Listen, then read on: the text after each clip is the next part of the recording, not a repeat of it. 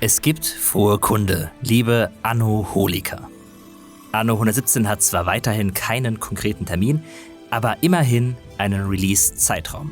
Im Winter 2025 sollt ihr euch aus dem kalten Deutschland verabschieden können und eine kleine Reise ins antike Rom antreten dürfen.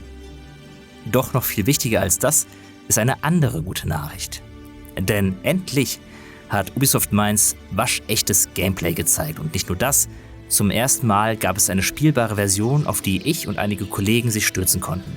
Ohne lange zu fackeln bin ich also kurzerhand jetzt schon nach Rom geflogen, um dort mehrere Stunden lang zu überprüfen, ob der Nachfolger zu Anno 1800 diesem monumentalen Aufbauspiel gerecht werden kann. Ihr bekommt in diesem Video nun also genug Informationen und Spielszenen zu sehen, um damit den Frachtraum eines großen römischen Schiffs zu füllen. So. Also haufenweise Kram, dazu wie es sich spielt, wie das neue Ressourcensystem funktioniert und ja, sogar zu den brandneuen, jetzt bestätigten Landschlachten. Außerdem noch zur Religion und noch viel mehr. Also Leinen los. Bevor es hier aber weitergeht, kommt noch ein kurzer Ausruf von unserem heutigen Herold. Dieses Video wird euch präsentiert von Manscaped. Ich weiß nicht, ob es euch auch so geht, aber ich stehe jedes Jahr vor dem gleichen Problem am Vatertag. Ich habe keine Ahnung, was ich meinem Dad schenken soll. Manscaped nimmt mir dieses Jahr das Rätselraten ab. Mit dem Beard & Balls Bundle habt ihr das perfekte Pflege-Rundum-Geschenk für Gesicht und Intimbereich. Schenkt eurem Vater etwas, was er wirklich braucht. Mit dem Beard Hedger zum präzisen Trimmen des Bartes und den Lawnmower 5.0 Ultra für alles unterhalb der Gürtellinie. Das perfekte Duo für ein gepflegtes Aussehen von Kopf bis Fuß. Beide Geräte lassen sich auch ohne Probleme unter der Dusche benutzen, damit ihr die lästigen Haare direkt den Abfluss runterspülen könnt. Mit dem Code GameStar bekommt ihr 20% auf eure Bestellung und kostenlosen Versand. Testet Manscaped 30 Tage oder ihr haltet euer Geld zurück, wenn ihr unzufrieden seid. Weitere Infos bekommt ihr über den Link in der Videobeschreibung oder unter manscaped.com. Bevor ich euch mit ausschweifenden Erklärungen zu allen neuen Mechaniken behellige und wie sich das wohl wichtigste Aufbauspiel der nächsten 5 Jahre so spielt, holen wir zusammen ein wenig Luft und genießen die Aussicht. Schaut euch nur dieses Spiel an. Was ihr hier seht, sind die ersten Bewegtbilder von Latium, dem Anno-Gegenstück zum römischen Kernland und der Bereich, den ich bei meiner Anspielsession ausführlich durchforsten durfte. Bekanntermaßen wird es noch eine zweite Region bzw. römische Provinz im Spiel geben, Albion, das Pate steht für den ungezähmten Norden des Reiches und an Großbritannien erinnert. Dorthin konnte ich allerdings noch nicht segeln. Latium hat mir aber auch erstmal völlig gereicht mit seinen Mittelmeerstränden und immergrünen Wiesen. Aus der Ferne könnte man meinen, es gäbe keinen allzu großen Unterschied zu Anno 1800, doch aus der Nähe fallen die unzähligen Details ins Auge. Ich kann sogar wieder dank geheimen Tastenkürzel so nah ran, bis ich im Ego-Modus durch meine römische Stadt flaniere. Und ja, in Manor-Lords sieht das Ganze aus der Nähe noch besser aus, doch rein gemessen am Umfang von Anno 117 und dem anno-typischen Grad an komplexen Systemen ist das mehr als beeindruckend. In der spielbaren Version ging es für mich direkt in ein Endlosspiel, wobei mir natürlich in diesem Fall von den Entwicklern schon nach 3 Stunden die Maus aus der Hand gerissen wurde. Aber ich will mit der Bezeichnung auch nur betonen, dass ich noch nicht die Kampagne spielen konnte. Dazu wurde aber schon einiges erzählt und es gab ein paar Überraschungen. Der zuvor als Markus vorgestellte Held der Geschichte ist tatsächlich nur eine von 2 spielbaren Figuren. Markus hat noch eine Schwester namens Marcia. Zu Beginn muss ich mich für einen von beiden entscheiden. Und das soll angeblich mehr Konsequenzen nach sich ziehen, als lediglich das Porträt meiner Figur zu verändern. Während Markus als neuer Statthalter sich beweisen muss und dabei immer wieder feststellt, dass das Streben nach Ruhm oftmals mit persönlichen Idealen kollidiert, stehen Marcia andere Herausforderungen bevor.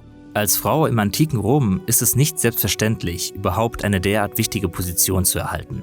Zudem soll sie zu Beginn der Geschichte zwangsverheiratet werden. 2 recht unterschiedliche Ausgangslagen also, die auch der historischen Wirklichkeit gerecht werden sollen.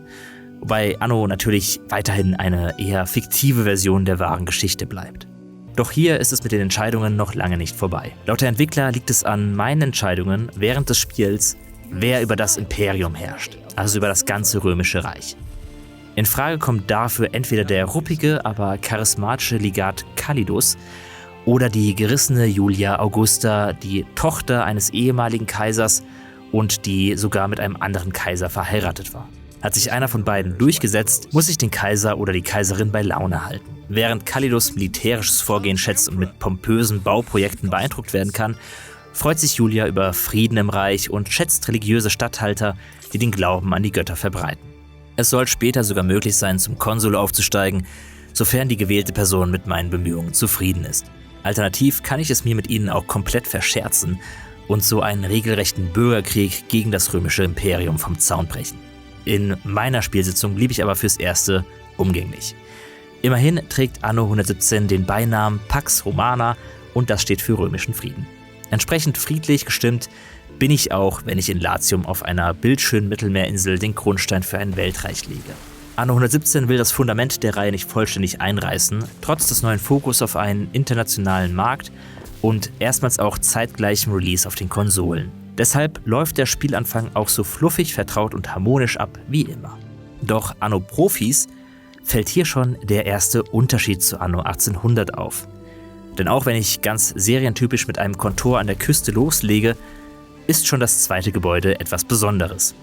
In Anno 117 setze ich als bescheidener römischer Statthalter als erstes direkt eine dekadente Villa ins grüne Gras. Die Villa funktioniert in ihren Grundzügen ähnlich wie der Palast in Anno 1800, aber ohne dessen komplexe politische Erlasse. In Anno 117 ist sie der zentrale Fokuspunkt meiner Macht, auch wenn sie vor allem zu Beginn eher schick aussieht. Etwas später kann ich mit Gästehausmodulen meinen Herrschaftssitz immer weiter vergrößern. Diese Module machen die Villa aber nicht nur größer. Jedes Modul stellt der Villa einen neuen Platz für einen sogenannten Spezialisten zur Verfügung. Spezialisten sind wie bei Anno 1800 Items bzw. Personen, die einzigartige Vorteile mit sich bringen. Diese Vorteile wirken je nach Spezialist überall auf der Insel oder im kreisrunden Einflussbereich der Villa. Letzteres wiederum sorgt natürlich dafür, dass der Palast auch in der Nähe entsprechender Gebäude stehen muss, was den Schönbauern unter euch sicherlich ein leises Grummeln entlockt. Wer will schon seine Villa neben eine Schweinefarm setzen, nur weil ein Spezialist ihre Produktion beschleunigt? Es kann gut sein, dass neue Module auch den Einflusskreis der Villa vergrößern, sodass sie doch irgendwann bis zur hintersten Schweinefarm reicht, aber sonderlich flexibel bin ich damit nicht. In Anno 1800 gab es etwa für diesen Zweck eigene Gebäude, wie die Handelskammer. Davon fehlt in der spielbaren Version von Anno 117 aber noch jede Spur. Insgesamt fühlt die Villa sich damit ein wenig vereinfacht an im Vergleich zum Palast in Anno 1800. Der wurde allerdings auch als komplett eigenständiger DLC nachgereicht. Wer darin allerdings trotzdem ein erstes Anzeichen für ein insgesamt deutlich runtergedummtes Anno sieht, der irrt gewaltig. Anno 117 ist zum Bersten vollgepackt mit Kram und einander beeinflussenden Systemen. Schon die erste Bevölkerungsstufe kann jetzt von ganzen 4 Warenketten einen Nutzen ziehen. Zur Erinnerung, in Anno 1800 waren es bei den Bauern nur 3.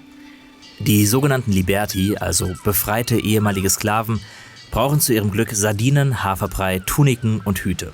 Obendrein außerdem noch einen Markt und eine Taverne als öffentliche Gebäude in der Nähe. Wer in den letzten Wochen allerdings aufmerksam alle neuen Infos rund um Anno 117 aufgesaugt hat, der kennt den Kniff dahinter. Denn in Anno 117 muss ich nicht mehr alle verfügbaren Bedürfnisse erfüllen, bevor ich den Schritt zur nächsten Bevölkerungsstufe mache. Statt verpflichtender und optionaler Bedürfnisse kann ich mich immer zwischen mindestens 2 entscheiden. Im Falle der Liberti gibt es für jede Bedürfniskategorie 2 Optionen. Entweder Sardinen oder Haferbrei, Tuniken oder Hüte, sowie Taverne oder Markt. Das setzt sich bei jeder Bevölkerungsstufe mit immer mehr Kategorien fort, die darüber hinaus auch noch von den Waren der Vorstufen profitieren. Die Plebejer, also die Stufe nach den Liberti, profitieren zum Teil auch von Sardinen oder Hafergrütze, doch um das Bedürfnis nach Nahrung vollständig in ihrem Fall zu erfüllen, muss ich irgendwie noch Nahrung der nächstbesseren Qualität besorgen. Im Falle der Plebejer ist das Brot oder Garum, eine traditionelle römische Fischsoße.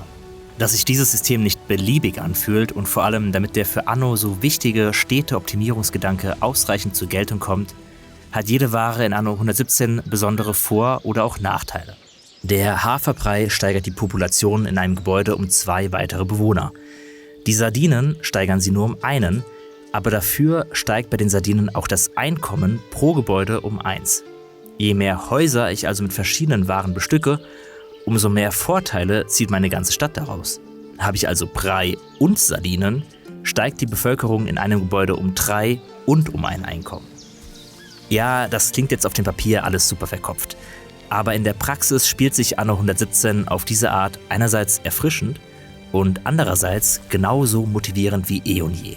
Ich mag, dass ich bei jeder Insel mir im Grunde aussuchen kann, auf welcher Ressource gerade der Fokus liegt.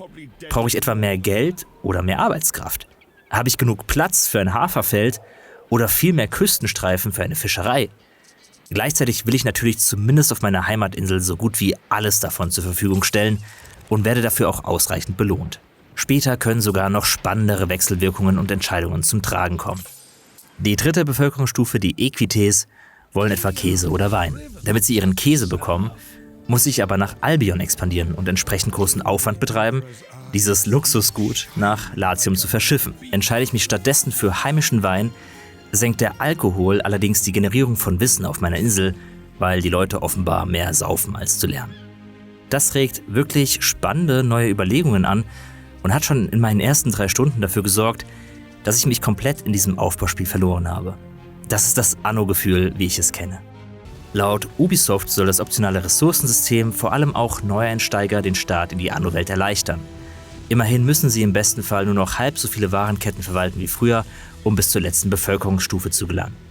Wenn ihr mich fragt, geht dieser Plan aber nicht ganz auf. Ich kann mir sogar vorstellen, dass Neulinge allein durch die schiere Masse an Optionen noch ein bisschen mehr eingeschüchtert werden als zuvor. Immerhin entsteht leicht das Gefühl, etwas falsch machen zu können. Ein weiterer Nebeneffekt der optionalen Ressourcen liegt darin, dass ich in Anno 117 spürbar schneller eine wirklich große Siedlung aus dem Boden stampfen kann. Immerhin reicht für die Grundversorgung nur eine von 2 Ressourcen, habe ich aber beide, kann die Stadt schnell doppelt so groß werden, ohne dass mir die Vorräte ausgehen.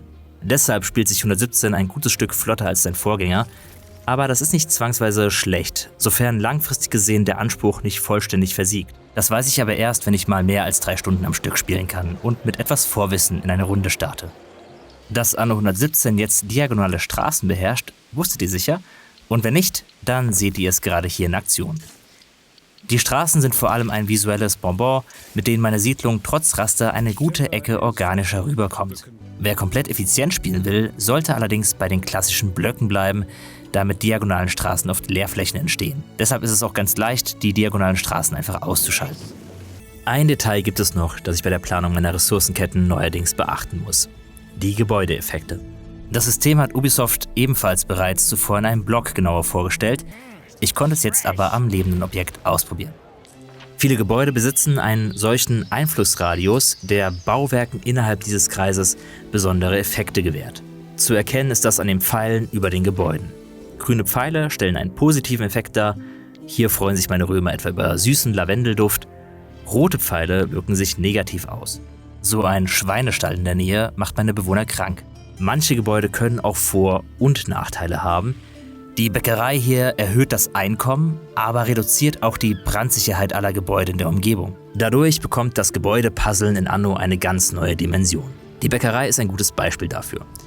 Früher hätte ich Gebäude fast immer in die Nähe der Produktionsstätten gestellt, die ihr zuarbeiten. In diesem Fall also in die Nähe der Mühle und eines Köhlers. Die Mühle wiederum stünde in der Nähe eines Weizenfeldes, damit die Ware auch hier keinen Umweg übers Lagerhaus machen muss. So, jetzt muss die Mühle aber neuerdings auf jeden Fall einen Bauplatz am Fluss besetzen. Der Köhler sollte im Wald stehen. Das kriege ich noch gut hin. Das Weizenfeld kann ich auch noch an den Fluss bauen. Aber wohin jetzt mit der Bäckerei? Stelle ich sie in die Nähe der Mühle, ist sie weit weg vom Stadtzentrum und ihr Gebäudebuff verpufft geradezu. Stelle ich sie aber in die Stadt, verlängere ich den Weg, den die Zwischenprodukte zurücklegen müssen, wie zum Beispiel das Mehl. Und obendrein steigt auch noch die Brandgefahr. Knifflig, aber auch wundervoll zum Abwägen. Und genau um solche kniffligen Entscheidungen geht es ja am Ende, gerade in Strategiespielen. Um mir diese Entscheidung mit der Bäckerei ein wenig zu erleichtern, setzt Anno 117 auf konkrete Zahlenwerte. Und das wirklich für alles. Während Anno-Veteranen Werte für Bevölkerung, Arbeitskraft und natürlich Geld gewohnt sind, kommen jetzt auch noch Zahlen für Brandsicherheit, Gesundheit, Prestige, Zufriedenheit, Glaube und Wissen hinzu. Auch früher konnte es schon zu Feuern, Seuchen oder Aufständen kommen, doch jetzt passiert nichts davon aus heiterem Himmel. In der Attributsleiste hat alles einen Zahlenwert. Und wenn die Feuersicherheit zum Beispiel bei 200 liegt, kann ich mir eine Bäckerei im Stadtzentrum auf jeden Fall erlauben, ohne die Gefahr, wie Kaiser Nero als Feuerteufel in die Geschichte einzugehen. Gleiches gilt für Gesundheit und Zufriedenheit. Rutscht einer der Werte ins Negative, muss ich mich auf die eine oder andere Katastrophe einstellen. Es sind genau diese Zahlenwerte, die in der Regel von Gebäudeeffekten beeinflusst werden, aber auch von Waren. Wie bereits erwähnt, steigern Sardinen das Einkommen und die Bevölkerung. Etwas erlesenere Genussmittel wie Wein buffen allerdings auch die Zufriedenheit und den Glauben, während der Wissenswert, wie erwähnt, sinkt. Ja, wie gesagt, Wein macht eure Bewohner froh, aber dumm.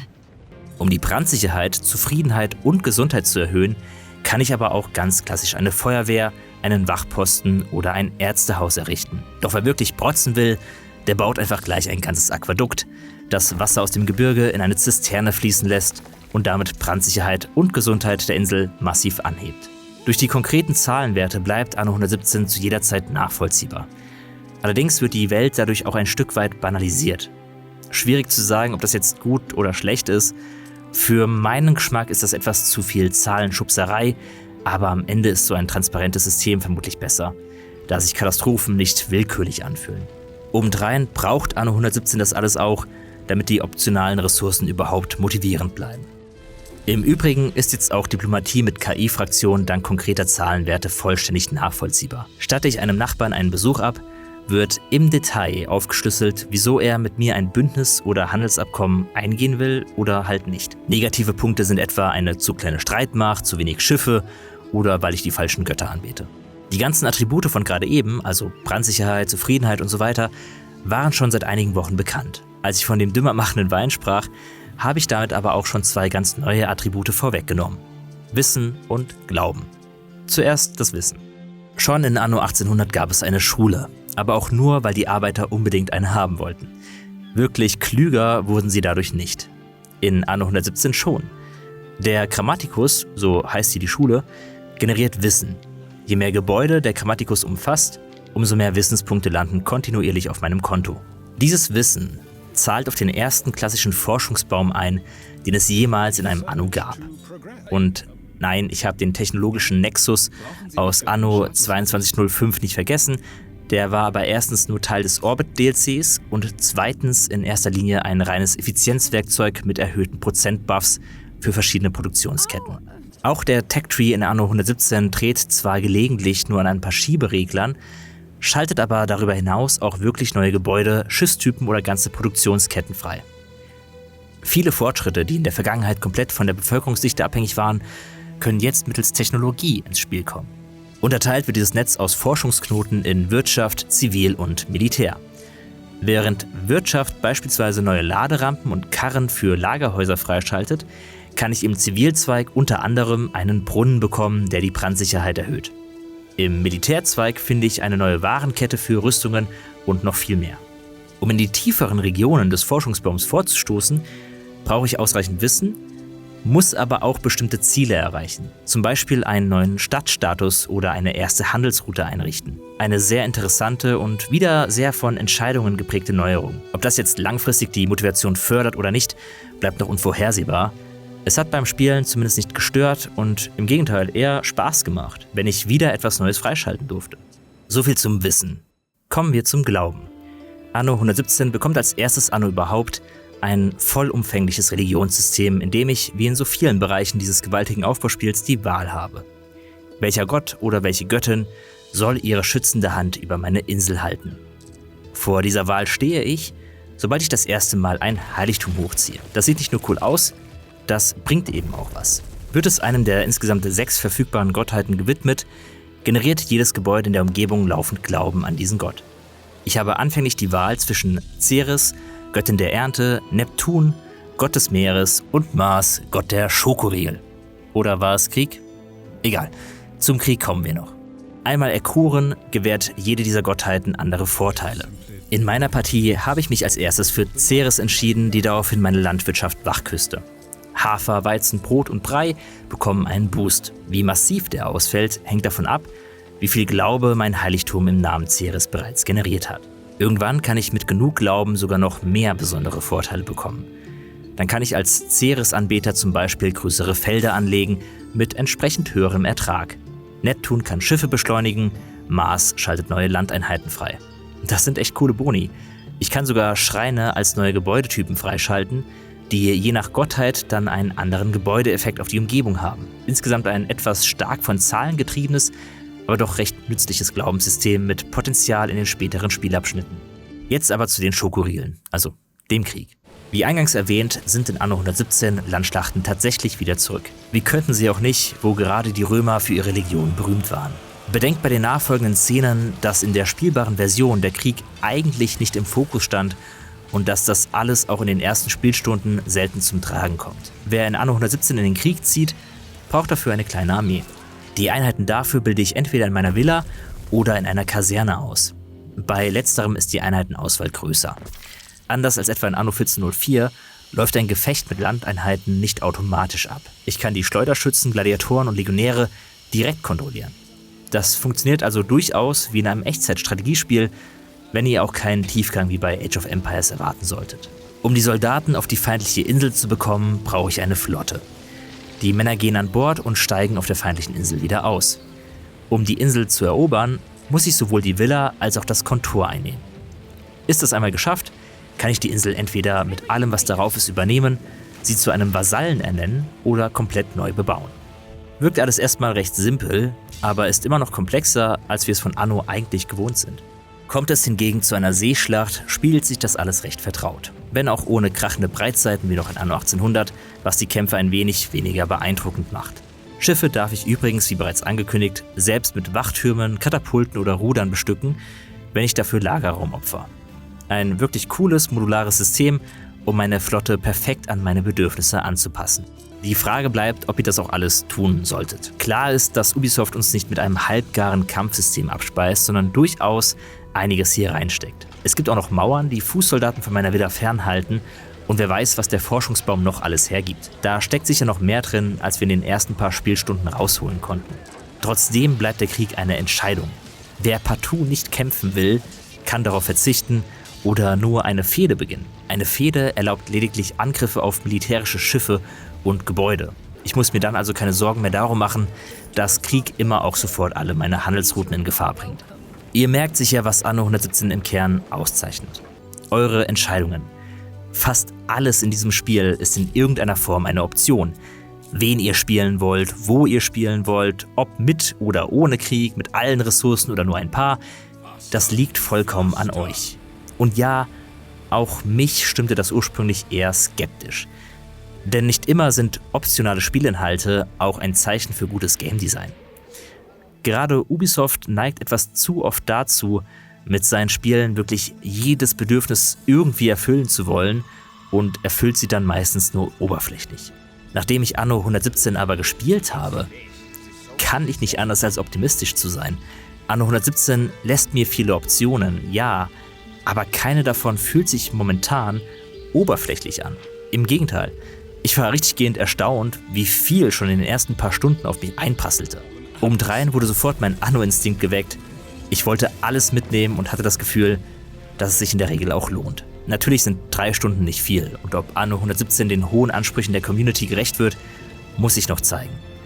Momentan werde ich aber dieses Kribbeln einfach nicht mehr los. Ich will unbedingt weiterspielen und noch mehr bauen. Das Spiel macht enorm viel Spaß und fühlt sich wirklich nach einem echten Anno an. Kein schales Massenmarktprodukt ohne Identität. Da steckt alles drin, was ich mir von einem Anno wünsche. Es bleibt eine letzte Skepsis, ob die ganzen optionalen Inhalte dem Spiel nicht doch in irgendeiner Form die Substanz rauben. Zumal recht klar ist, dass dieses modulare System auch DLCs im Nachgang erleichtern soll. Es hat also nicht alles nur reine Gameplay-Gründe. Aktuell sieht es aber überhaupt nicht danach aus, als würde die Substanz auf der Strecke bleiben.